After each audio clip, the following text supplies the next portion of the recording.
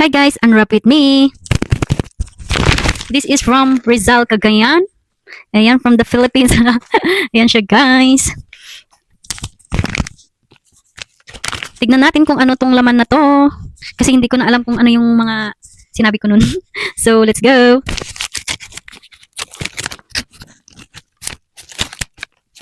Tada! Ayan o. Oh. Hindi malaki yung kinuha guys.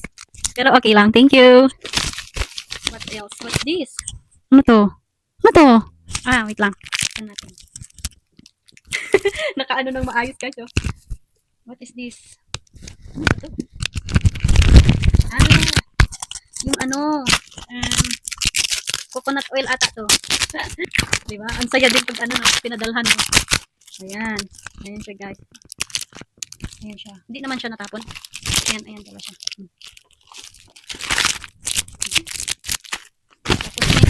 Next. Ito siya. Ano kaya to? What is this? Ang lamig pa niya.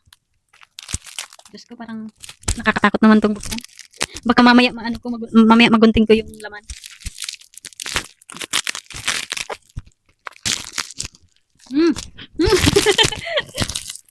Alam ko na to.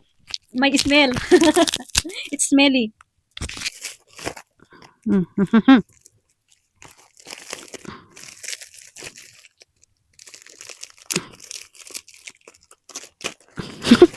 Ayaw pa naman ng afam to, yung amoy.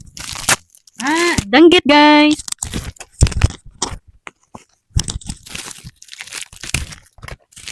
Nabutas ko na tuloy. Ayan siya, danggit. Yay, thank you. Danggit is real.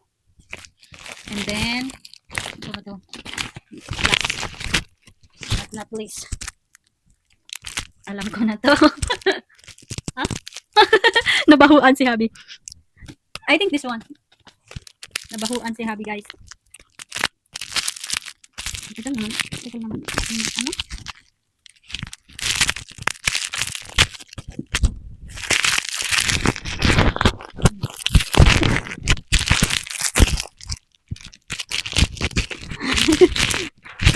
Grabe yung pagkabalot. Ang hirap buksan.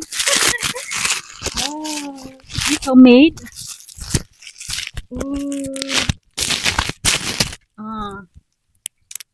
Bagoong.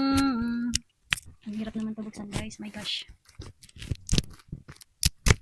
May ganito naman dito guys. Kaso sobrang mahal siya.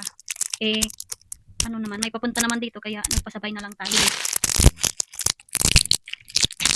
At least yung shipping fee. Parang mas mahal pa yung yung isang ganito kaysa sa shipping fee. May ano naman. May pumunta naman dito. O di pasabay na lang diba? Grabe yung pagkabalot ha. Ayan siya guys. Parang ang sarap niya. Makakagawa na siguro ako ng ano nito. Ng pinakbet. Spicy.